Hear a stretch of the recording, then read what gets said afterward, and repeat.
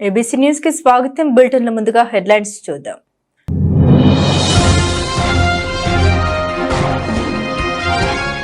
జగ్గంపేటలో జరగబోయే చంద్రబాబు ప్రజాగళం సభను విజయవంతం చేయండి. రాష్ట్ర టీడీపీ ఉపాధ్యక్షులు జ్యోతుల నెహ్రూ.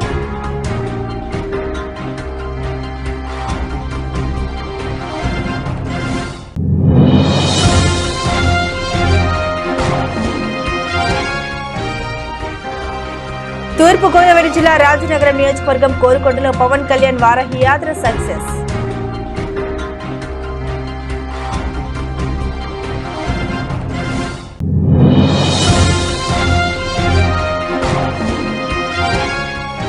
నాపై నిరాధార ఆరోపణలు తగవు. నేను పవన్ కళ్యాణ్ అభిమానినే, అందుకే మనసుకి బాధ కలిగింది.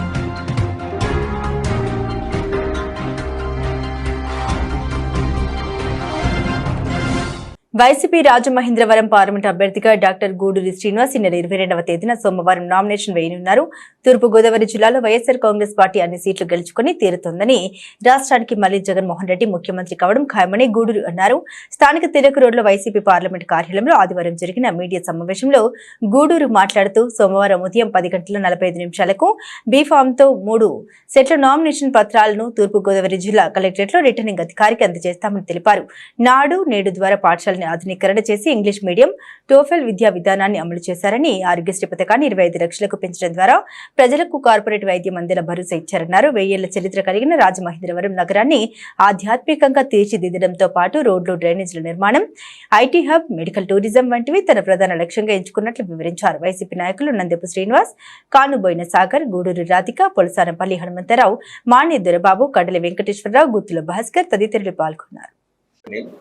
అంటే అభివృద్ధి అంటే కొంతమంది వ్యక్తులు అభివృద్ధి ఆవిడకి కనబడుతుంది. రాష్ట్రంలో దేశం బయటికి వెళ్ళి చూస్తే ఏసీ బయటికి చూస్తే కనిపిస్తుంది డెఫినెట్ గా. సార్ అసలు ఫస్ట్ ఇంజిన్ ఫెయిల్ అయితే డబుల్ ఇంజిన్, ట్రిపుల్ ఇంజిన్ కావాలి. మా ఇంజిన్ ఒక స్ట్రాంగ్ ఇంజిన్ మాది. మాకు డబుల్ ఇంజిన్ అక్కర్లేదు, ట్రిపుల్ ఇంజిన్ అక్కర్లేదు మాకు. అంటే జైలుకి పంపిద్దామని ఎజెండా కానీ ప్రజలకు సంక్షేమం చేద్దామని ఎజెండా ఉంటే మంచిదండి. మోడీని, జగన్మోహన్ రెడ్డి గారిని జైలుకి పంపిద్దామని ఎజెండా, పవన్ కళ్యాణ్ గారు కూడా ఎప్పుడు కూడా జగన్మోహన్ రెడ్డి దీపోవాలి. అదేం ఆశయం అండి. నేను ప్రజలకు మంచి చేస్తానని ముఖ్య రమ్మనండి. మేము 2019లో మేము మంచి చేస్తాము అని చెప్పి మాట చెప్పి మేము అధికారంలోకి వచ్చాం. 151 సీట్లు వచ్చినాయి. ఈరోజు చేసి చూపించి మళ్ళా ఎలక్షన్కి సిద్ధం అవుతున్నాం. అంతేగాని నేను ఫలానా వ్యక్తిని దింపుతాను అదే నా జయం అంటే ప్రజలు హర్షించరు, వాళ్ళు యాక్సెప్ట్ చేయరు.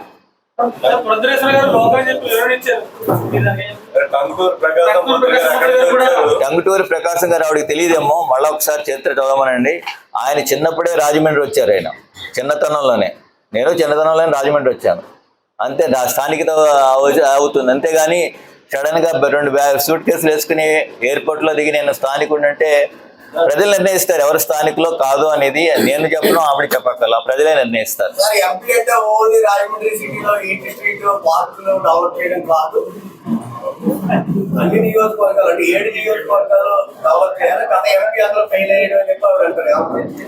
అందులో వాస్తవం లేదండి.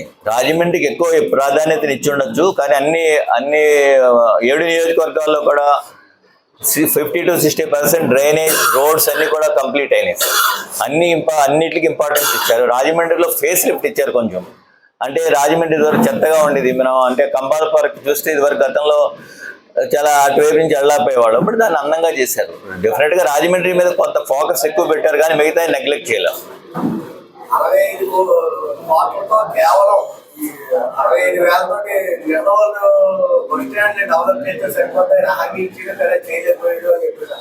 అంటే ఒక రాష్ట్రాన్ని మంచి దశలో చేయడానికి ఒక 5 సంవత్సరాలు అనేది కొంచెం తక్కువ పీరియడ్. అట్లీస్ట్ 2 టర్మ్స్ వస్తే డెఫినెట్ గా చేయగలుగుతారు. ఇప్పటి వరకు కూడా 70% పనులన్నీ కూడా చేసాం. రానున్న రోజుల్లో 5 years లో కూడా ఫుల్ సాచురేషన్ పద్ధతిలో డెఫినెట్ గా అందరికీ కూడా నమస్కరిస్తూ ఈ రోజు పత్రికా సమావేశం, ప్రెస్ అండ్ ఎలక్ట్రానిక్ మీడియా సమావేశం ఏర్పాటు చేయడం ముఖ్య కారణం ఏంటంటే, రేపు 22వ తారీఖు సోమవారం ఉదయం 10:47 నేను నామినేషన్ దాఖలు చేస్తున్నాను. ఆల్రెడీ బీ ఫామ్ అన్నీ కూడా మాకు అందినవి, అన్ని సిద్ధంగా ఉన్నాయి. 3 సెట్ల నామినేషన్ రేపు ఉదయం కలెక్టరేట్ ఆఫీస్లో ఫైలింగ్ చేస్తున్నాను. ఈ సందర్భంగా ఈ పత్రికా అండ్ సమావేశం ఏర్పాటు చేశాం. ఇప్పటి వరకు ఈ రాష్ట్రంలో దేశంలో ఎక్కడా లేని విధంగా మేము సంక్షేమం అందించి 4,79,000 కోట్లు డీబీటీ నాన్ డీబీటీ ద్వారా ఇచ్చి పేదరికాన్ని 12% నుంచి 4.8% తగ్గించాం. అదేవిధంగా 13,50,000 కోట్లు పెట్టుబడులు రావడంతో 158 పరిశ్రమలు స్థాపించి 4,20,000 ఉద్యోగాల్ని కల్పించాం. అందులో 1,90,000 గవర్నమెంట్ సెక్టార్లో వచ్చినవి, మిగతావి ప్రైవేట్ సెక్టార్లో ఉన్న ఉద్యోగాలు. ఇది మేము చేసిన అభివృద్ధి. మూడోది విద్య. ఈ దేశంలో ఏ రాష్ట్రంలోనూ జరగనంత అభివృద్ధి విద్యా రంగంలో మేము చేసాం. ప్రభుత్వ పాఠశాలను ఆధునీకరించి నాడు నేడు అనే కార్యక్రమం ద్వారా రెనోవేషన్ పూర్తిగా చేసాం. ఇంగ్లీష్ మీడియం పెట్టాం. ఆల్మోస్ట్ 90% స్కూల్స్లో ఇప్పటికే ఈ రెనోవేషన్ కార్యక్రమం పూర్తయింది. అదేవిధంగా గవర్నమెంట్ స్కూల్లో కాకుండా ప్రైవేట్ స్కూల్లో చదువుకుంటున్న వాళ్ళకి కూడా అమ్మ ఒడి, విద్యా దీవెన, వసతి దీవెన, ఫీజు రీఎంబర్స్మెంట్తో విద్యకి అత్యధిక సపోర్ట్ చేసిన ప్రభుత్వం ఈ దేశంలో ఏదన్నా ఉందంటే అది వైఎస్ఆర్సీపీ కాంగ్రెస్ గవర్నమెంట్లో మాత్రమే, ఏపీలోనే మాత్రమే జరిగింది. ఈ దేశంలో ఎక్కడా లేని విధంగా ప్రైవేట్ స్కూల్లో చదివినా, గవర్నమెంట్ స్కూల్లో చదివినా కూడా ఈ రాష్ట్రంలో పేద ప్రజల పిల్లలు ఎవరు కూడా పనుల్లోకి వెళ్ళకూడదు, చదవాలి అనే సదుద్దేశంతో ఈవెన్ టోఫెల్ లెవెల్ 1ని ప్రైమరీ ఎడ్యుకేషన్లో టోఫెల్ 2ని సెకండరీ ఎడ్యుకేషన్ లెవెల్లో కూడా పెట్టిన ఘనత జగన్మోహన్ రెడ్డి గారిది. ఈ రాష్ట్రంలో విద్యకి ఇప్పటి వరకు ఏ ముఖ్యమంత్రి ఉన్నంత ప్రాముఖ్యత ఇచ్చిన ముఖ్యమంత్రి జగన్మోహన్ రెడ్డి గారు. అదేవిధంగా వైద్యాన్ని ప్రజల డోర్ స్టెప్స్కి తీసుకెళ్లిన వ్యక్తి జగన్మోహన్ రెడ్డి గారు. ఇంటి దగ్గరే ఉంటూ బీపీ, షుగరు, రక్తహీనత లాంటి కామన్గా వచ్చే జబ్బులను కూడా వాళ్ళ ఆసుపత్రికి వెళ్ళక్కర్లేకుండా ఇంటి దగ్గరే టెస్ట్ చేయించి వాళ్ళకి తగిన వైద్యాన్ని అందించిన వ్యక్తి జగన్మోహన్ రెడ్డి గారు. అదేవిధంగా 15,000 విలేజ్ క్లినిక్లు ఏర్పాటు చేసాం. అంటే ప్రజల దూర ప్రాంతానికి వెళ్లకుండా దగ్గరలోనే కామన్గా వచ్చే జబ్బులన్నింటికి కూడా వైద్యాన్ని తీసుకునే విధంగా ఏర్పాటు చేసాం. 1,200 పిహెచ్సి కొత్తగా ఏర్పాటు చేసాం ఈ రాష్ట్రంలో ఇప్పటి వరకు. అదేవిధంగా ఆరోగ్యశ్రీని 5 లక్షల నుంచి 25 లక్షలకు పెంచాం. అంటే హార్ట్ ట్రాన్స్ప్లాంటేషన్ కానీ, కిడ్నీ ట్రాన్స్ప్లాంటేషన్ కూడా ఇందులో కవర్ అవుతుంది. వైద్యానికి ఇంత ప్రాముఖ్యత ఇచ్చిన రాష్ట్రం ఈ దేశంలో ఎక్కడా లేదు, ప్రపంచంలో కూడా ఎక్కడా లేదు. నేను అన్ని రాష్ట్రాలు, అన్ని దేశాలు తిరిగాను. విద్యకి, వైద్యానికి కూడా ఎంత ప్రాధాన్యతనిచ్చిన ప్రభుత్వాలు ఏవీ లేవు. సాధారణంగా మనిషి దేనికంటే అప్పుల పాలయ్యేది, ఒకటి పిల్లలకి ఉన్నత విద్య చదివించడానికి, రెండోది అనుకోకుండా వచ్చే జబ్బులకి వైద్యం నిమిత్తం అయ్యే ఖర్చులు. సామాజిక న్యాయం గురించి మాటలు చెప్పడమే కాకుండా చేతల్లో చూపించిన ముఖ్యమంత్రి వైఎస్ జగన్మోహన్ రెడ్డిని మరోసారి సీఎంగా చేసుకోవాల్సిన బాధ్యత మనందరిపై ఉందని ONGC executive director, all India ONGC SC ST employees union president DMR Shekhar Bhavani దంపతులు పేర్కొన్నారు. ముఖ్యమంత్రి జగన్మోహన్ రెడ్డి సమక్షంలో శనివారం రోజు పాయకరావుపేటలో వైఎస్ఆర్ కాంగ్రెస్ పార్టీలో చేరిన వారిద్దరికీ స్థానిక పేపర్ మిల్ మెయిన్ గేట్ ఎదురుగా గల శ్రీకృష్ణ సాయి కళ్యాణ మండపంలో వైఎస్ఆర్ కాంగ్రెస్ పార్టీ లీడర్ టీకే విశ్వేశ్వరరెడ్డి అభినందన సత్కారం నిర్వహించారు. ఈ సందర్భంగా డిఎంఆర్ శేఖర్ మీడియాతో మాట్లాడుతూ భవానీ మాట్లాడుతూ నాదెండ్ల మనోహర్ ఒక పథకం ప్రకారం జనసేనను ఎవరి దగ్గరకు చేర్చాలో వారి దగ్గరికి చేర్చారని ఎద్దేవా చేశారు. 3 పార్టీల కూటమి లక్ష్యాలు ఏమిటో, వారి ఉద్దేశాలు ఏమిటో వేరే చెప్పడం అవసరం లేదన్నారు. అన్ని వర్గాల సంక్షేమం, అభివృద్ధి గురించి ఆలోచించే జగన్ ని మరోసారి సీఎంగా చేసుకోవాల్సిన అవసరం ఎంతైనా ఉందన్నారు. విశ్వేశ్వర్ రెడ్డి మాట్లాడుతూ ఓఎన్జీసీ ఎగ్జిక్యూటివ్ డైరెక్టర్ గా శేఖర్ పనిచేసినప్పుడు ఈ ప్రాంత అభివృద్ధికి అవసరమైన నిధులు అందించి అంబేద్కర్ విగ్రహాలు, నీటి బోర్లు, రోడ్లు వంటి సదుపాయాలు సమకూర్చారని గుర్తు చేశారు. సీఎం జగన్ విధానాలు నచ్చి వైసీపీలో చేరేందుకు అభినందన తెలిపారు. డాక్టర్ అనుశ్రీ పద్మలత, జీవ కారుణ్య సంఘం చైర్మన్ బర్రే కొండబాబు తదితరులు పాల్గొన్నారు. సభాధ్యక్షులు టీకే విశ్వేశ్వరరెడ్డి గారు చెప్పిన విధంగా మీ అందరికీ నేను సుపరిచయం చేస్తూనే ఇక్కడ ఓఎన్జీసీ స్థాపన నుంచి దాదాపు 83 నుంచి ఈ ఓఎన్జీసీలో ఉద్యోగం చేస్తూ సామాజిక బాధ్యత, అది మినిమం రెస్పాన్సిబిలిటీ ప్రతి ఒక్కరికని గుర్తిరిగి పే బ్యాక్ టు సొసైటీ నినాదాన్ని తీసుకుని ముందుకు నడిచిన మేము ఈ ఉద్యోగం తర్వాత ఉద్యోగం కూడా ఎన్నో కోట్ల రూపాయలు ఓఎన్జీసీ నుంచి నిధులు తీసుకొచ్చి ఎక్కడ అవసరమైతే అక్కడ పెట్టేటట్టు ఎన్నో గ్రామాలకి రోడ్లు, ఎన్నో గ్రామాలకి మంచినీటి వసతి, స్కూల్స్ ని డెవలప్ చేయటం, హైజీనిటీ పెంచడం, స్వచ్ఛ భారత్ స్వచ్ఛ గోదావరి కార్యక్రమం చేయడం, ఎన్నో కార్యక్రమాలు ఓఎన్జీసీ ద్వారా ఇక్కడ చేసి సూపర్ చేయగా ఉన్నాను.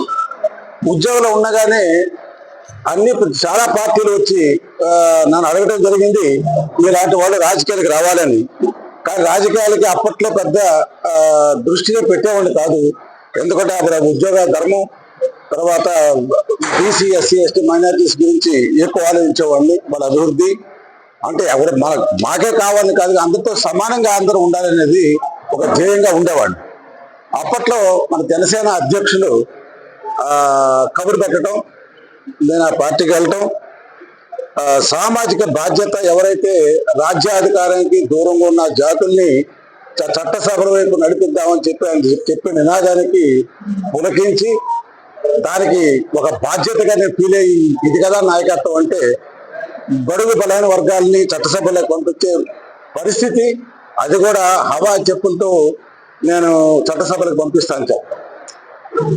దానికి ఎందుకు ఇంప్రెస్ అయ్యారంటే డబ్బు అవసరమా, ఎలక్షన్ డబ్బు అవసరం లేదని పక్కన పెడితే నిజమైన ప్రజానాయకుడు రావాలంటే డబ్బు అనే ప్రామాణికత ఉండకూడదు. డబ్బు కూడా కావాలి, కానీ మంచి మనసు, ప్రజల్ని అర్థం చేసుకోవడం, ఒక స్ఫూర్తిదాయకమైన మనుషులు లీడర్గా రావాలంటే ఒక డబ్బే ప్రధానంగా ఉండకూడదు. ఆ సిద్ధాంతాన్ని నమ్మి మరి వారు ఆయన బాటలో నడిస్తే ఖచ్చితంగా బడుగు బలహీన వర్గానికి న్యాయం జరుగుతుంది బాగా నమ్మి మరి ఆ పార్టీలోకి వెళ్ళడం జరిగింది. వెళ్ళటమే కాదు, అప్పుడు డాక్టర్ గారు కూడా వచ్చినట్టున్నారు. నేను జాయిన్ అయిన రోజునే డాక్టర్ గారు కూడా జాయిన్ అయ్యారు. కానీ వాడు తెలివి వల్ల వాళ్ళు ముందే తెలుసుకుని పక్క వెళ్ళిపోయారు. నేను 5 సంవత్సరాల పార్టీలో ఉన్నాను. నేను ఎక్కడ చేత వచ్చాను అక్కడ విమర్శ చేయడం నా ధ్యేయం కాదు. కానీ రాజకీయాల్లో నిబద్ధత అనేది ఒకటి ఉండాలి, సామాజిక బాధ్యత అనేది ఒకటి ఉండాలి, ట్రాన్స్పరెన్సీ ఉండాలి. ప్రపంచంలో దాదాపుగా యువత ఉన్న దేశం 50%, 25%, 25 సంవత్సరాల కింద ఉన్న వాళ్ళు, లోపు ఉన్న వాళ్ళు ఈ దేశంలో 50% మంది. ఈ 50% మందికి మనం దారి చూపించగలుగుతాం లేదా ఈ రాజకీయ పార్టీల ద్వారా అనేది మనం తెలుసుకోవాలి. యువత మీద చెప్పడం కాదు, యువత నరరావే పొంగాలని చెప్పడం కాదు, నిజంగా నువ్వు ఏం చేస్తున్నావు యువత కోసం, వాళ్ళ విద్యా కోసం ఏం చేస్తున్నావు, వాళ్ళ ఆరోగ్య పరిస్థితి, సెక్యూరిటీ కోసం ఏం చేస్తున్నావు అనే ఒక నిబద్ధత రాజకీయ పార్టీగా ఉండాలి. మరి అది వైఎస్ జగన్ గారి ఆలోచన విధానం చూస్తూ ఉండేవాడిని. ఈ పార్టీలో ఉండేవాడిని, ఎక్కడున్న సిద్ధాంతాలు నమ్ముకునేవాడిని. కుల మత భేదాలు లేకుండా, కుల మత ధన భేదాలు లేకుండా చట్టసభలకి నిజమైన నాయకులను పంపించాలని కోరుకునే వాళ్ళల్లో ప్రథమ శ్రేణి నేనుగా ఉంటాను. మరి అటువంటి పరిస్థితుల్లో అది నేను మొన్నటిదాకా ఉన్న పార్టీలో చెప్పింది వేరు, జరుగుతుంది వేరు. నేను సిద్ధాంత పరంగా దాన్ని వ్యతిరేకించి, రెండోది మిగతా కొండబాబు గారు, దాస వెంకట్రావు గారు, మర్రిబాబుజీ గారు తదితరులందరికీ కూడా, అలాగే నా పత్రికా సోదరులందరికీ కూడా మనస్ఫూర్తిగా నమస్కారాలు. నేను ఇక్కడ ఒక 2 minutes మాట్లాడతాను. ఒక్క నిమిషం ఇది చెప్తున్నాను. జనసేన పార్టీ ఎందుకు పోయింది అంటే 4 years బ్యాకే నాదెండ్ల మనోహర్ అనే వ్యక్తి వచ్చి స్ట్రాటజిక్ గా ఉండి ఆ పార్టీని ఎవరి చేతిలో పెట్టాలి, ఎలా చెయ్యాలి, ఎలా తగ్గించాలని పవన్ కళ్యాణ్ గారిని, జనసేన పార్టీని ఎవరి చేతిలో పెట్టాలో పెట్టారు. తన గోల్ రీచ్ అయిపోయింది. పార్టీని అంతా జన సైనికులు, జనసేన పార్టీని ఆయన నెల రాసేశారు. అందరికీ జన విదితమే. ఇక వైసీపీ పార్టీలోకి మేము వచ్చిన తర్వాత నేను ఎప్పుడు గమనిస్తూనే ఉన్నాను కార్యక్రమాలు. ఆయన ఎంత దూరదృష్టితో జగన్ గారు చేస్తారంటే, శేఖర్ గారు చెప్పినట్లు ఫస్ట్ చిన్న పిల్లల కాడి నుంచే వాళ్ళ ఆరోగ్యాల మీద ఆయన శ్రద్ధ తీసుకొని ఆ మెను తనే స్వయంగా నిర్ణయించి, ఎందుకంటే ఇప్పుడు ఈ పిల్లలే రేపు భావి భారత యువకులు, మంచి వెన్నుదన్ను గల బలమైన యువత రావాలని ప్రతి విషయంలో కూడా ఆయన అంత శ్రద్ధ కనబరిచారు. మరొక ప్రజలకు తెలియని విషయం ఏంటంటే, జగన్ గారు సీఎం అయిన తర్వాత అక్కడ ఖాళీ ఖజానా ఉంది.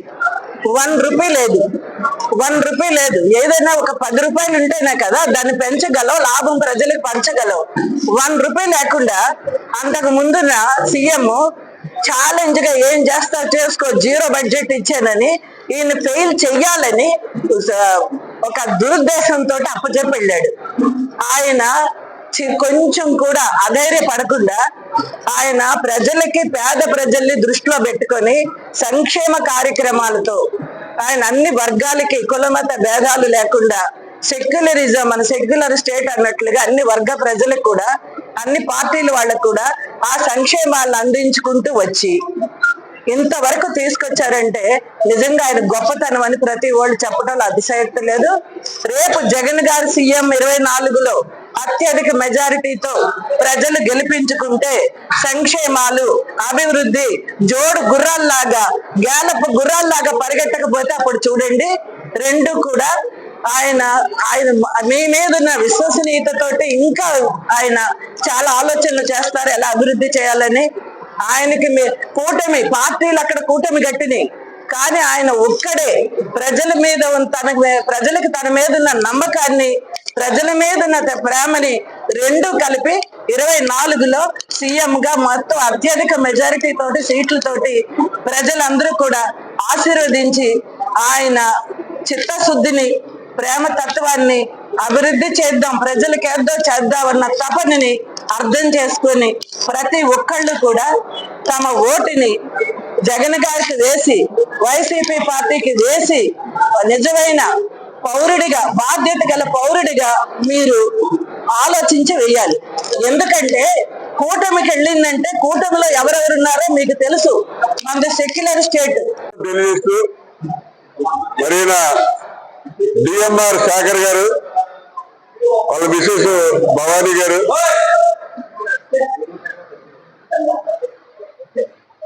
మన రాజమండ్రిలోనే ఓఎన్జీసీకి ఎగ్జిక్యూటివ్ డైరెక్టర్ గా పనిచేశారు. ఆయన ఎగ్జిక్యూటివ్ డైరెక్టర్ గా ఉన్న టైంలో ఎవరు అంబేద్కర్ విగ్రహం పెడతానన్నా వాళ్ళకి 15 లక్షలు 15 లక్షలు, అలాగే బోర్ వేయించుకుంటారంటే డబ్బులు, అలాగే లేకపోతే అక్కడ ఏదైనా ప్రాబ్లమ్స్ ఉన్నాయంటే కుటుంబ శిక్షణా కేంద్రం, ఇలాగ మన ఉమ్మడి తూర్పుగోదావరి జిల్లాలో అనేక మందికి కోట్లాది రూపాయలు ఈయన శాంక్షన్ చేసి ఫండ్స్ రిలీజ్ చేయడం జరిగింది. ఇవాళ వెంకటనగరం కానివ్వండి, లేకపోతే రాజోలు నియోజకవర్గంలో కానివ్వండి, అమలాపురంలో కానివ్వండి, ఈయన వల్ల ఇంచుమించు చాలా సంఘాల వాళ్ళు, ముఖ్యంగా ఎస్సీ వర్గానికి చెందినటువంటి చాలా సంఘాల వాళ్ళు, అలాగే మిగతా క్యాస్టులు కూడా అందరూ కూడా బాగా ఈ ఫండ్స్ తీసుకుని అనేకమైనటువంటి అంబేద్కర్ విగ్రహాలు కానీ, వాళ్ళ ఈ బోర్లు కానీ, లేదా మోటార్లు కానీ, ఇలాంటివన్నీ కూడా లబ్ధి పొందడం జరిగింది. ఆయన లాస్ట్ ఎగ్జిక్యూటివ్ డైరెక్టర్ గా 1 year సర్వీస్ ఉందనగా రిజైన్ చేసి మన జనసేన పార్టీలో ఆయన అక్కడ రిక్వెస్ట్ చేస్తే అమలాపురం నుంచి జనసేన తరఫున పార్లమెంట్ అభ్యర్థిగా కంటెస్ట్ చేయడం జరిగింది. అలాగే అక్కడే అమలాపురంలో ఎలక్షన్ అయిన తర్వాత కొద్ది మార్జిన్ తోటి వైఎస్ఆర్సీపీ క్యాండిడేట్ మీద కొద్ది డిఫీట్ అవడం జరిగింది. తర్వాత అమలాపురం పార్లమెంట్ ఇన్ఛార్జ్ గా కంటిన్యూ అవుతున్నారు ఆయన. కానీ అక్కడ ఉన్నటువంటి పరిస్థితులు, పవన్ కళ్యాణ్ గారు ఇంటర్వ్యూ దొరకదు, సరైన రెస్పాన్స్ లేదు. అందులోనూ ఎస్సీస్ అంటే చాలా సన్నచూపు చూసి సరైన గౌరవం లేకుండా ఉండటం వల్ల ఇక్కడ జగన్మోహన్ రెడ్డి గారు ఎస్సీస్ కి ముఖ్యంగా చాలా ఇంపార్టెన్స్ ఇచ్చి ఎడ్యుకేషన్ లో మన రాష్ట్రాన్ని పేద పిల్లలకి ఎస్సీసీ కూడా ఇంగ్లీష్ మీడియం పెట్టించి చాలా అభివృద్ధిలో తీసుకెళ్తారని ఆయన యొక్క పథకాలకు ఆకర్షితుడే నిన్న విశేష ఆయన కూడా వైఎస్ జగన్మోహన్ రెడ్డి గారి సమక్షంలో పాగిరాపేటలో అక్కడ గొల్లబాబురు అంటే ప్రజలు. తూర్పుగోదావరి జిల్లా రాజనగరం నియోజకవర్గం కోరుకొండలో పవన్ కళ్యాణ్ వారాహి యాత్ర సక్సెస్ అయింది. తూర్పుగోదావరి జిల్లా రాజనగరం నియోజకవర్గం కోరుకొండ బస్టాండ్లో జనసేన అధినేత పవన్ కళ్యాణ్ వారాహి యాత్ర విజయవంతంగా సాగింది. కోరుకొండలో ఎటు చూసిన జనసముద్రం, జనసేన నినాదాలతో మారుమోగిన సభ ప్రాంగణం. రాజమహేంద్రవరం ఎంపీ అభ్యర్థి దగ్గుబాటి పురంధేశ్వరి గెలిపించాలని, అదేవిధంగా రాజనగరం నియోజకవర్గం ఉమ్మడి ఎమ్మెల్యే అభ్యర్థి బత్తుల బలరామకృష్ణని అత్యధిక మెజారిటీతో గెలిపించాలని ఆయన కోరారు. వైఎస్ఆర్సీపీ అభివృద్ధి లేని పాలన చేస్తుందని, ప్రత్యర్థుల అరాచక పాలన గురించి వివరించారు.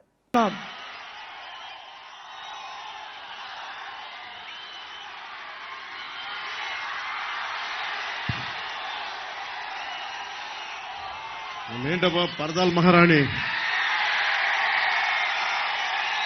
కాకినాడ ఆదిత్య కాలేజీలో పరదాల మహారాణిని పాపం విద్యార్థులు ఇబ్బంది పెట్టారంట.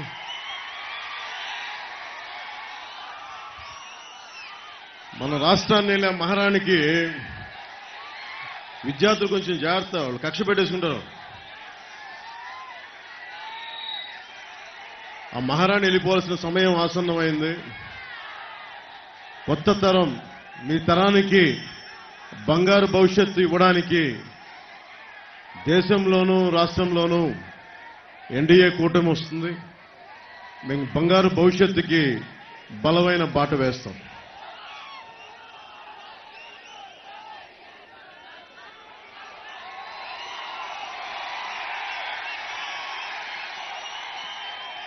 మన రాజమండ్రి పార్లమెంట్ అభ్యర్థిగా భారతీయ జనతా పార్టీ అధ్యక్షురాలుగా శ్రీమతి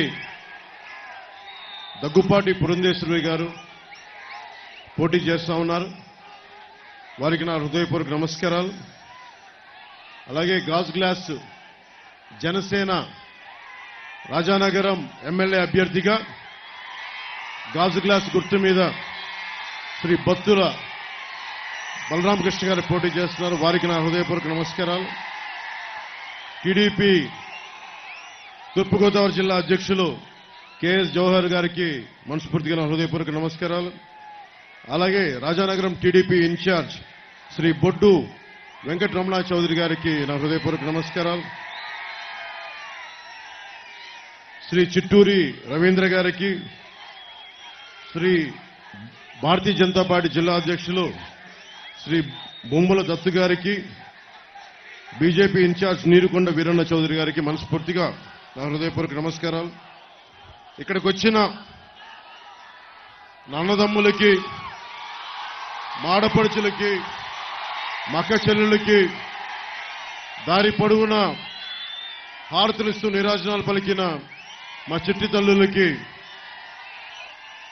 మబ్బుల్లో పరిగెత్తే పిడుగుల్లాంటి మా జన సైనికులకి, కదం తొక్కే వీర మహిళలకి నా హృదయపూర్వక నమస్కారాలు. ఈ కార్యక్రమాన్ని సామాజిక మాధ్యమాల్లో వీక్షిస్తున్న పెద్దలందరికీ, మీడియా అధిపతులందరికీ, పాత్రికేయులందరికీ నా హృదయపూర్వక నమస్కారాలు.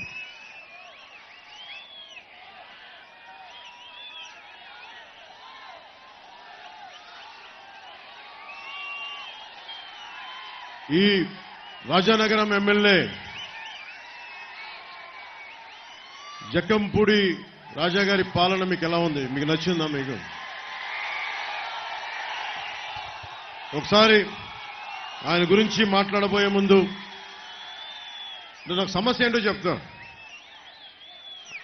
చాలా మంది వైసీపీ నాయకుల్లో నా అభిమానులు ఉన్నారు. సినిమా పరంగా నేనంటే ఇష్టపడేవాడు, హీరోగా అంటే నేను ఇష్టపడేవాడు.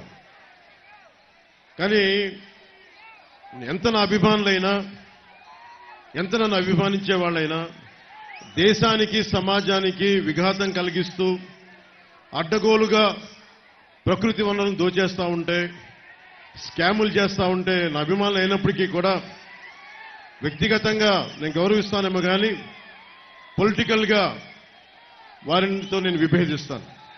సో మీకు జక్కంపూడి రాజా గారికి ఇబ్బందులు ఉన్నాయి రాజానగరంలో, అది మీరు ఒప్పుకుంటున్నారా?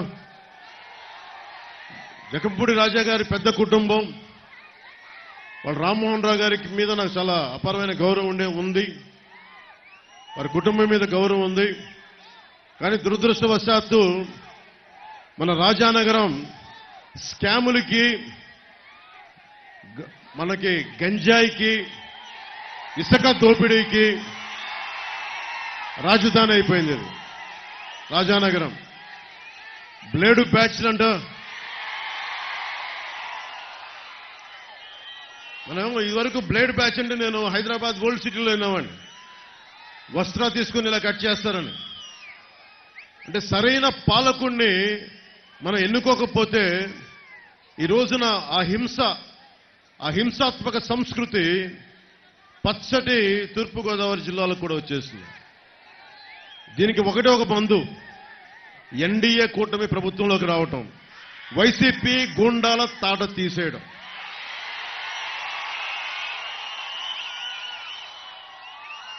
రాజానగరం, రాజమండ్రి, ముఖ్యంగా మన రాజానగరంలో ఉమ్మడి ఉభయ గోదావరి జిల్లాల యువజన విభాగ రీజనల్ కోఆర్డినేటర్ జక్కంపూడి గణేష్ జనసేన అధినేత పవన్ కళ్యాణ్ వ్యాఖ్యలకు నిరసనగా కోరుకొండ మండలం గాడాల రోడ్డుపై బైఠాయించి నిరసన తెలుపుతున్నారు.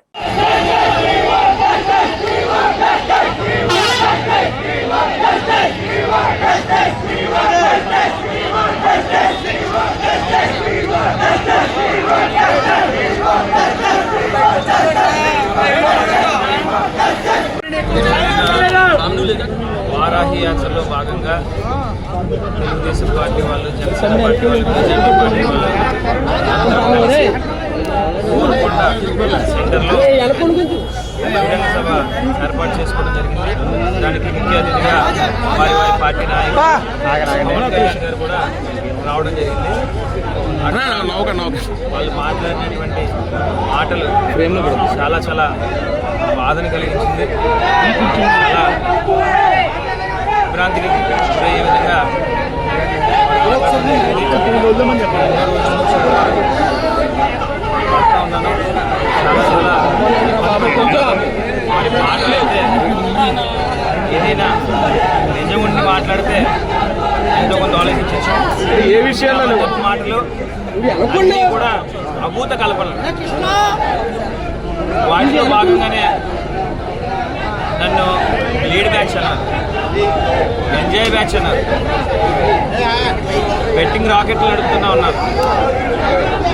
నేను అడుగుతూ ఉన్నానన్న, ఈ రోజున లీడ్ బ్యాచ్లనే కనుక నేను నిజంగా నడుపుతూ ఉంటే ఈ రోజున జనసేన పార్టీ వాళ్ళు కానివ్వండి, తెలుగుదేశం పార్టీ వాళ్ళు కానివ్వండి, నా మీద ఇన్ని మాటలు మాట్లాడుతూ ఉన్నా సరే వాళ్ళందరూ చూస్తూ ఊరుకుంటారా? వాళ్ళందరినీ పంపించలేనా నేను?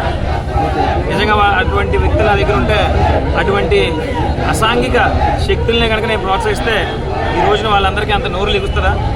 గంజాయి గంజాయి అంటా ఉన్నారు అన్న. ఈ రోజున నేను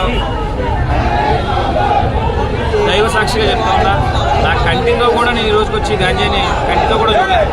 అలాంటిది ఈ రోజున గంజాయి గంజాయి అంటే నా మనసు ఎంత బాధపడుతుందో ఒకసారి ఆలోచించి, మీ దగ్గర ఏదైనా ఆధారాలు ఉంటే నన్ను అనండి, నేను పడతాను. ఏ ఆధారాలు లేకుండా నా వ్యక్తిత్వాన్ని, నా క్యారెక్టర్ని ఎంత దారుణంగా అసాసినేట్ చేస్తే ఎన్ని రోజులు నేను పడతాను? నేను ఒక గౌరవమైనటువంటి కుటుంబం నుంచి వచ్చాను, ఉన్నతమైనటువంటి కుటుంబం నుంచి వచ్చాను. మా తాతయ్య గారు జడ్జి చేశారు, మా అమ్మగారు పబ్లిక్ ప్రాసిక్యూటర్గా పనిచేస్తుంది, నా అక్క లాయర్, నా భార్య, నా సతీమణి డాక్టర్, నా వదిన డాక్టర్, మా అన్న ఈ రోజున ఎమ్మెల్యేగా పనిచేస్తూ ఉన్నాడు. అదేవిధంగా బెట్టింగ్ రాకెట్లు అని అంటా ఉన్నారు. ఇందాక బెట్టింగ్ రాకెట్లు 3 బిల్డింగ్లు ఇదే గాడాల గ్రామంలో నేను నడుపుతూ ఉన్నానని చెప్పి పవన్ కళ్యాణ్ గారు అనడం జరిగింది. సార్, కళ్యాణ్ గారు చిన్నప్పటి నుంచి ఈ తెలుగు రాష్ట్రాల్లో మీకున్నటువంటి ఎందరో కోట్లాది మంది అభిమానుల్లో నేను కూడా ఒకడినే. మిమ్మల్ని ఇన్ని సంవత్సరాలు ఎంతో అభిమానించాను. మీరు common man protection force announce చేయంగానే ఆనాడు నా తండ్రి ఆంధ్ర రాష్ట్రానికి ఎక్సైజ్ మంత్రిగా పనిచేస్తూ ఉన్నారు. అయినప్పటికీ కూడా తెగించి బయటకు వచ్చి విద్యార్థులందరితో మీటింగ్ పెట్టి ఇదే TV9 సాక్షిగా నేను నడుం బిగించాం, మేము కూడా పవన్ కళ్యాణ్ గారి వెంట నడుస్తామని చెప్పాం. ఆనాటి నుండి ఈనాటి వరకు కూడా ఈనాడు మిమ్మల్ని మాట్లాడటానికి నాకు నోరు రాలే. మనసులో మీ మీద ఉన్నటువంటి అమితమైనటువంటి ప్రేమ, గౌరవం, అభిమానం. అయితే ఈరోజు మరి మీరు మాట్లాడినటువంటి మాటలన్నీ కూడా తనపై జనసేన అధినేత పవన్ కళ్యాణ్ నిరాధార ఆరోపణ చేయడం ఒక అభిమానిగా తనకు చాలా బాధ కలిగించిందని వైసీపీ యువజన విభాగం నాయకుడు జక్కంపూడి గణేష్ ఆవేదన వ్యక్తం చేశారు. గార్డెన్లో 3 బిల్డింగ్స్ లో బెట్టింగ్ రాకెట్లు నడుపుతున్నట్టు పవన్ కళ్యాణ్ ఆరోపించడం శోచనీయమన్నారు. కోరుకొండలో శనివారం రాత్రి జరిగిన వారాహి సభలో పవన్ కళ్యాణ్ చేసిన విమర్శలపై గణేష్ స్పందిస్తూ స్థానిక తాడితోట సంహిత కన్వెన్షన్ హాల్లో ఆదివారం మీడియా సమావేశం ఏర్పాటు చేశారు. బ్లేడ్ బ్యాచ్, గంజాయి బ్యాచ్ నడుపుతున్నట్లు పదే విమర్శలు చేస్తూ ఉన్నారని, చివరకు ఎవరు రాసిచ్చిన స్క్రిప్ట్ చదివేసి పవన్ కళ్యాణ్ కూడా ఇదే రకమైన విమర్శలు చేయడం దారుణమని ఆయన పేర్కొన్నారు. 3 IAS అధికారులు సైతం రాజా చేసిన అభివృద్ధిని చూసి మెచ్చుకున్నారని ఆయన గుర్తు చేశారు. తమపై విమర్శలు, ఆరోపణలు చేస్తే జగన్ సావాసం కారణమని పవన్ కళ్యాణ్ పేర్కొన్నారని గణేష్ ప్రస్తావిస్తూ, కాంగ్రెస్ పార్టీని ఎదిరించి జైలుకు సైతం వెళ్లి అధికారం రాకపోయినా ఎంతో ఓర్పు సహనంతో తాను నమ్ముకున్న ఆశయం మేరకు నడుచుకున్నారని అన్నారు. 2019లో అశేష ఆదరణతో అధికారంలోకి వచ్చి ప్రజలకు అభివృద్ధి, సంక్షేమ పథకాలు అందించిన జగన్ తో సావాసం వల్ల రాజా 1773 కోట్ల రూపాయలతో నియోజకవర్గాన్ని అద్వితీయంగా అభివృద్ధి చేశారని గణేష్ పేర్కొన్నారు. బత్తుల బలిరామకృష్ణ అబద్ధాన్ని పదే చెబుతూ దాన్ని నిజం చేయడం కోసం ఎంత సొమ్ము అయినా వెచ్చిస్తాడని, అందుకే అలాంటి వ్యక్తులతో చాలా ప్రమాదమని ఆయన పేర్కొన్నారు. జనసేనలో తిరుగుతూ తమపై లేనిపోని అబండాలు మోపుతున్న వారిని వదిలిపెట్టేదే లేదన్నారు. నిన్నటి రోజున మా కోరుకొండ వచ్చి వారాహి యాత్రలో భాగంగా జనసేన అధ్యక్షులు పవన్ కళ్యాణ్ గారు, బీజేపీ నాయకులు, తెలుగుదేశం పార్టీ నాయకులు మాట్లాడినటువంటి అనుచిత వ్యాఖ్యల మీద స్పందించడం కోసం ఈ రోజున ప్రెస్ మీట్ని ఏర్పాటు చేయడం జరిగింది. మీరు పిలిస్తే ఎంతోమంది అభిమానులు పెరిగెట్టుకుంటూ వస్తారు. ఒక్క ఆధారం ఇలా జరుగుతుంది అని కనీసం ఒక వ్యక్తి అయినా రోడ్డు మీదకి వచ్చి ఆధారాలతో ఇదిగో నేను ఈ కుటుంబం వల్ల పాడైపోయాను, గణేష్ అనేవాడి వల్ల నాకు బ్లేడ్ బ్యాచ్ వల్ల అని అటాక్ చేశారనో, గంజాయి మా పిల్లలకి అలవాటు చేశారనో, లేదంటే మా ఇంట్లో వరకు బెట్టింగ్లు ఆడి ఆస్తులు రాసిచ్చేసామనో ఒక్క మాట రుజువు చేయొచ్చు కదా అని చెప్పి నేను ఈ మీడియా సందర్భంగా మీకు సవాల్ విసురుతున్నాను. నిజంగా కనుక మీరు ఈ మూడిట్లో ఏదో ఒక్కటి రుజువు చేసినా ఈ గడ్డ మీద నేను అనేటటువంటి వాడిని ఉండను. ఇంకా జక్కమూడి గణేష్ అనేటటువంటి వాడు ఈ రాజానగరంలోనో రాజమండ్రిలోనో కాదు, మొత్తం తూర్పుగోదావరి జిల్లాని వదిలేసి వెళ్ళిపోతాను. మళ్ళా జీవితంలో ఈ జిల్లా వైపు కూడా చూడను, తల దించుకొని సాష్టాంగ నమస్కారం చేసి మరీ వెళ్ళిపోతాను. అటువంటి కుటుంబం ఎవరైనా వచ్చి నేను తప్పు చేశాను అని చెప్పి చూపిస్తాను. మరీ అన్యాయంగా ఇంత దారుణంగా లేనిపోని మాటలు ఒక అభూత కల్పనలు తీసుకొచ్చి నాకు రుద్దుతూ ఉంటే చాలా చాలా బాధగా ఉంటుంది. చాలా దిగ్భ్రాంతికి గురవుతూ ఉన్నాను. ఇంకోటి కూడా చెప్తా ఉన్నాను, ఏమన్నా ఓపిక ఉంటే నేను నార్కో పరీక్ష కూడా రెడీయే, ఇదే మీడియా ముందే కూర్చుంటా. మీకు నిజంగా దమ్ముంటే కోరుకొండ లక్ష్మీనరసింహస్వామి ఆలయం దగ్గరికి వచ్చి కూర్చుంటా. నాకు నార్కో పరీక్ష చేసి మరి ఈ విషయాలన్నింటినీ కూడా నా దగ్గర నుంచి నిజాలు రాబట్టుకోండి. ఒకవేళ ఆ పరీక్షలో మీరు వైఫల్యం చెందితే, మీరు ఫెయిల్యూర్ అవుతే మీరేం చేస్తారో కూడా చెప్పండి. అసలు జరగని విషయాల్ని, అసలు చేయని తప్పుల్ని నాకు అంటగడతా ఉంటే నిజంగా కూడా చాలా చాలా బాధగా ఉంది. గతంలో చంద్రబాబు నాయుడు గారు వచ్చినప్పుడు కూడా ఈ విధంగా మాట్లాడారు. అదేవిధంగా నేనంటే పడినటువంటి ఎందరో ప్రత్యర్థులు కూడా ఈ విధంగా మాట్లాడారు. బహుశా నాకు తెలిసి నేను చిన్నప్పటి నుంచి పవన్ కళ్యాణ్ గారికి పెద్ద అభిమానిని. ఆయన మాట్లాడటం వల్లే నేను ఎంతగా చింతిస్తూ ఉన్నానని నేను అనుకుంటా ఉన్నాను. ఈ క్షణం కూడా నేను పవన్ కళ్యాణ్ గారిని విమర్శించడానికి నాకు నోరు రావట్లేదు. ఎందుకనంటే నా ప్రగాఢ నమ్మకం పవన్ కళ్యాణ్ గారికి రాసిచ్చినటువంటి స్క్రిప్ట్ని చదువుకొని ఆయన వెళ్ళిపోయాడు. నా మీద చేసినటువంటి ఏ ఆరోపణకైనా ప్రజాక్షేత్రంలో తేల్చుకోవడానికి నేను సిద్ధం. మీరు సిద్ధమైతే రండి. మీరు నిరూపిస్తే మళ్ళీ చెప్తున్నా, ఈ గడ్డను వదిలేసి నేను వెళ్ళిపోవడానికి సిద్ధంగా ఉన్నాను. జక్కంపూడి రామ్మోహన్ రావు గారి స్టాట్యూ దగ్గరికి వెళ్ళి కాళ్ళకి దండం పెట్టి నాన్న నన్ను క్షమించు అని చెప్పి ఎవరైతే బాధితున్నారో వాళ్ళకు కూడా కాళ్ళకి దండం పెట్టి మీ ఆశయాలను ముందుకు తీసుకెళ్ళడంలో నేను ఏమన్నా విఫలమయ్యానేమో అనుకుని వెళ్ళిపోతాను అంతే. కానీ రుజువు చేసే దమ్ము మీకుంటే మీరు రండి, కాకపోతే కూడా ఏంటో కూడా మీరు చెప్పండి. అదేవిధంగా గతంలో మేము ఒక 600-700 కోట్లు సంపాదించుకున్నాం అంటారు. ఇప్పుడే నా ఆధార్ కార్డు అవి ఇస్తాను, ఏమాత్రం అవకాశం ఉన్నా మీరే రాయించేసుకోండి, నాకు అందులో 5% ఇస్తే చాలన్నా, అంతకుమించి ఆశ కూడా లేదు. ఆయన ఒక 420 గాడిని పక్కన పెట్టుకుని ఉద్యోగాల పేరుతో ఎంతోమందిని మోసం చేసి జైళ్లకు వెళ్ళినటువంటి భార్యాభర్తల కోసం ఆయన గొప్పగా మాట్లాడటం నిజంగా కూడా హాస్యాస్పదం. ఇదే బత్తుల బలరామకృష్ణ ఏవైతే నీతులు చెప్తా ఉన్నాడో, జపాన్లోని ఆస్ట్రేలియాలోని ఉద్యోగాలు ఇప్పిస్తానని చెప్పి 2008లో మోసం చేసి సెంట్రల్ జైలు కూడా చేసినటువంటి వ్యక్తి.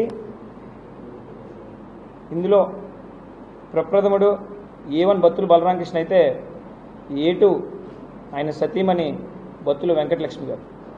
ఇది నేను చెప్తున్న మాట కాదన్నా, ఆనాడు రిజిస్టర్ అయినటువంటి FIR కాపీ. ఇది మీ మీడియా మిత్రులందరికీ కూడా ఇద్దామని చెప్పి జిరాక్స్లు కూడా తీయించడం జరిగింది. ఇందులో వారు ఎవరెవరినైతే మోసం చేశారో విక్టిమ్స్తో సహా, బాధితులతో సహా పేర్లన్నీ రాసి పెట్టడం జరిగింది. ఇవన్నీ కూడా ఒక కాపీ మీకు ఇస్తాం. స్థానిక తెలుగుదేశం పార్టీ కార్యాలయంలో రాష్ట్ర తెలుగుదేశం పార్టీ ఉపాధ్యక్షులు జగ్గంపేట నియోజకవర్గ ఉమ్మడి అభ్యర్థి జ్యోతుల నెహ్రూ మాట్లాడారు. ఈ నెల 22వ తేదీ సోమవారం జాతీయ తెలుగుదేశం పార్టీ అధ్యక్షులు మాజీ ముఖ్యమంత్రి నారా చంద్రబాబు నాయుడు జగ్గంపేట కూడలి వద్ద మధ్యాహ్నం 2:30 ప్రజాగళం సభ నిర్వహిస్తూ ఉన్నారని, ఈ కార్యక్రమానికి ఆయన ప్రత్యేక హెలికాప్టర్లో మధ్యాహ్నం 2 గంటల కల్లా జగ్గంపేట చేరుకుంటారని, కావున ఈ కార్యక్రమానికి పార్టీలకు అతీతంగా అందరూ హాజరై విజయవంతం చేయాలని కోరుతున్నామని అన్నారు. ముఖ్యంగా టీడీపీ, జనసేన, బీజేపీ నాయకులు సమన్వయంతో సభను విజయవంతం చేసే బాధ్యత తీసుకోవాలని ఆయన కోరారు. అందరికీ నమస్కారం. నేను జగ్గంపేట నియోజకవర్గ తెలుగుదేశం పార్టీ అభ్యర్థిగా మీ అందరికీ ప్రత్యేకమైనటువంటి విజ్ఞప్తి. 22 తారీఖు అంటే రేపు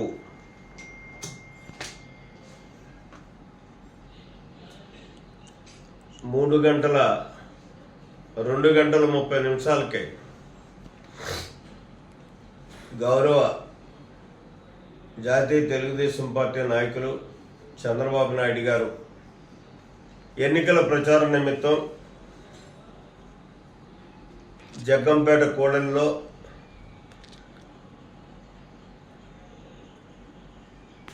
ప్రజాగణం సభ నిర్వహించడం జరుగుతుంది. దానికి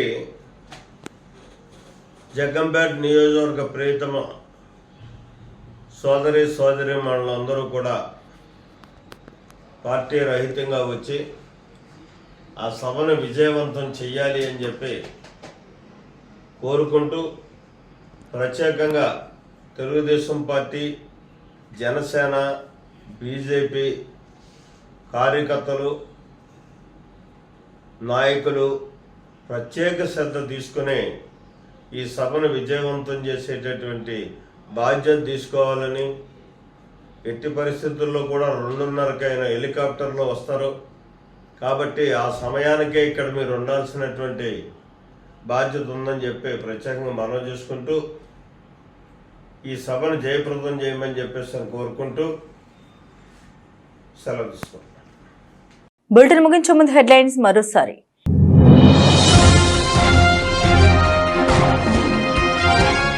జగ్గంపేటలో జరగబోయే చంద్రబాబు ప్రజాగళం సభను విజయవంతం చేయండి.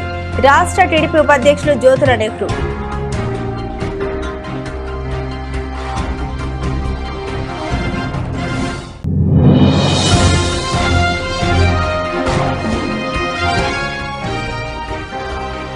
తూర్పు గోదావరి జిల్లా రాజనగరం నియోజకవర్గం కోరుకొండలో పవన్ కళ్యాణ్ వారాహి యాత్ర సక్సెస్.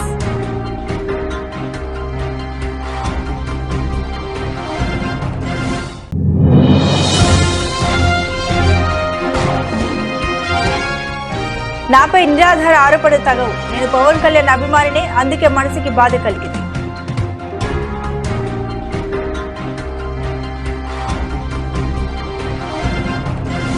ఇవి బులెటిన్ అప్డేట్స్. మరిన్ని అప్డేట్స్ కోసం చూస్తూనే ఉండండి ABC న్యూస్.